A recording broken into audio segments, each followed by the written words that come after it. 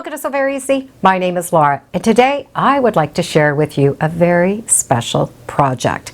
Now, this project is put out by QT Fabrics, and what's special about it is the designer. The designer was a 13-year-old girl who designed a fabric line called Delightful Dreams. And what is fun about this fabric, other than the beautiful, bright, fun colors, is 50% of the proceeds goes to Quilt for Kids.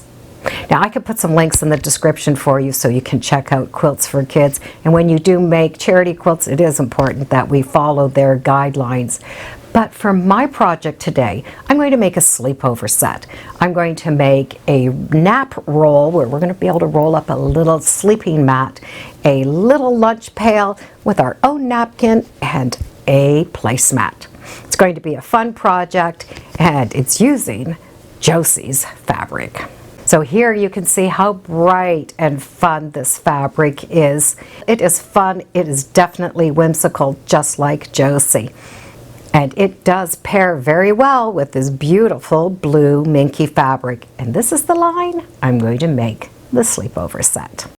So the first thing I'm going to do is this play mat. And for that play mat, we're going to need a big rectangle of fabric, 17 3/4 of an inch by 49 1/2 inches. These two side panels are cut at 3 3/4 by that 49 1/2 inches. There's also a tie on this quilt so that we can roll it up and tie it into a bundle. So we're going to need to make that as well. So I'm going to be able to choose my two fabrics for that. And my backing fabric, which is this minky, is going to be 24 1/4 inches by 49 1/2 inches. So we're going to be cutting that fabric down the length, which means we're going to get two center panels from our fabric. So we're going to be able to make two of those quilts. So I'm going to sew those long sides on, and then I am going to press them to one side and top stitch all the way down. And that way the fabric is going to stay nice and secure. So I finished that edge off, pressed it over, and top stitched that seam down. And I did top stitch it so that the seams were going towards that larger piece of fabric. This is going to give it a very strong seam. And a strong seam I know I'm going to need because I'm sure this is going to be used not only to sleep on, but I'm sure there will be a tent somewhere involved in the playing. So I do need strong seams. The mat is rolled up and tied, so we do need to make some ties.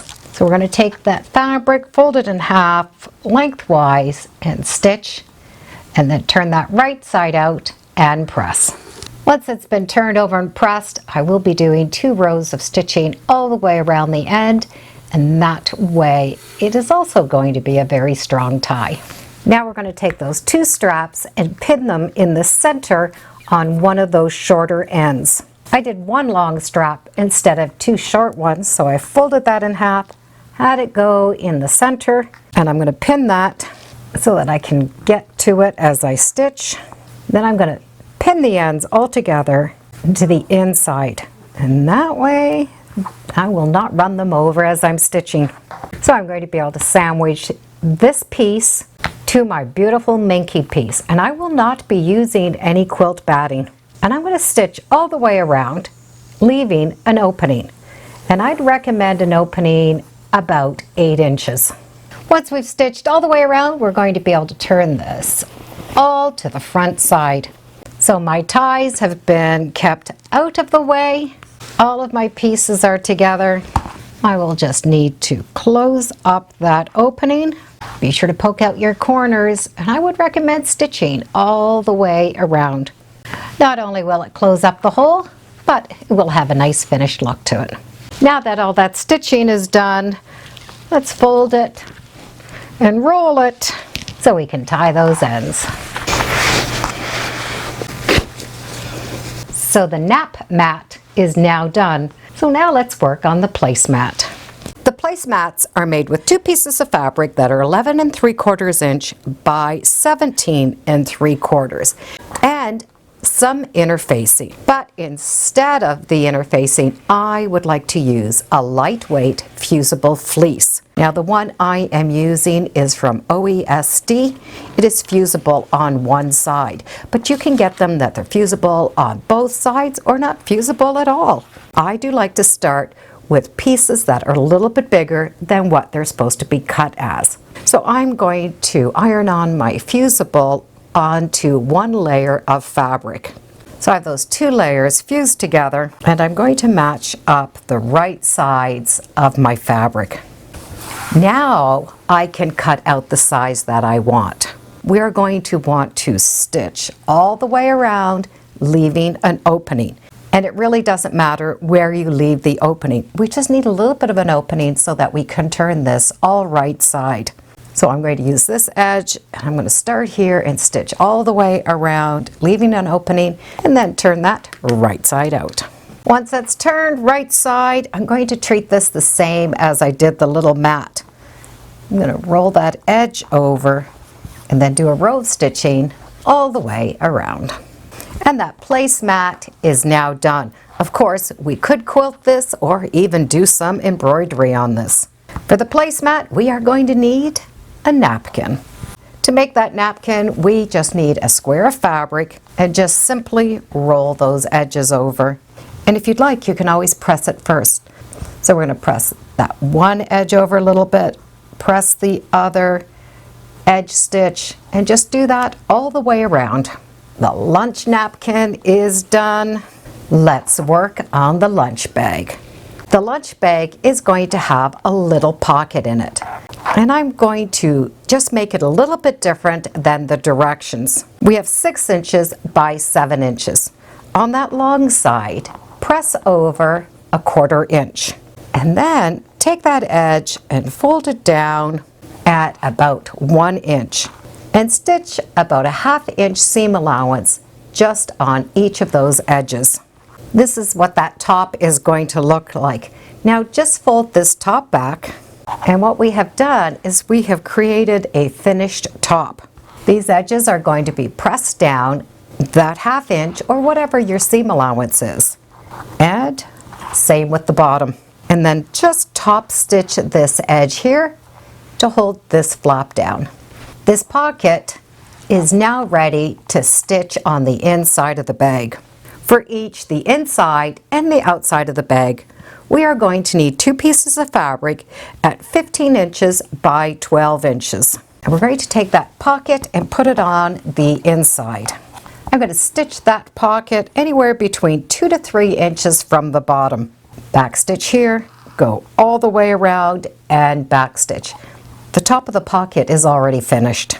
Once that little pocket is done, we're going to be able to assemble the bag. There is directions, but I will give you another way of doing it. Along the bottom of the bag, we are going to leave a little opening. So we're going to stitch here and stitch here. So we have that little opening that will be at the bottom of the bag. We're going to do a special treatment on the sides, and that is going to give this a boxed look. Measure up from your seam allowance 1 inch. This mark is going to be a fold mark. We're going to fold it on both sides and then just push that seam up inside. And then we've just pushed it up so that seam is now inside. We are pushing that up on both sides of the bottom and then just stitch along these sides. This little tuck is going to give us a little V in the bottom. So it's going to be a little bit of a flat bottom. We're going to do the same treatment for the front of the bag. Match up those right sides, and this time we can just finish off that bottom of the bag. We don't need to leave the opening. Tuck up and sew the sides. We do want this measurement the same as this measurement. From here, we're just going to put the 2 bags inside each other. So I'm going to put the top into the lining, match up that top seam, and stitch all the way around. Turn that bag right side out, fold the seam allowance in, stitch that bottom closed, and then put that lining inside the bag. I'm going to match up this top edge, iron it, and just do a row of top stitch all the way around. So the bag is done, and it has that pocket inside. You can see where we have that little flat bottom now. One thing we can add is a piece of Velcro. Now I am going to be using a Velcro that is just a sticky back, but it is permanent. But you can use just the regular one that you stitch on. To establish where we're going to put that Velcro, we want to fold down once and then fold one more time. For the sticky back one, I will be putting my two sides together, peel off both layers, and then I'm going to slip it underneath to the placement that I need. Now the sticky back, we do need to let it sit at least 24 hours before it becomes permanent. But you're going to be able to see where that placement is. And that is all we are going to need to do. So I have that little lunch pail with the pocket inside, a placemat, a napkin, and don't forget our little mat that we're able to sleep on. And if we're going to store this, we can store them all together.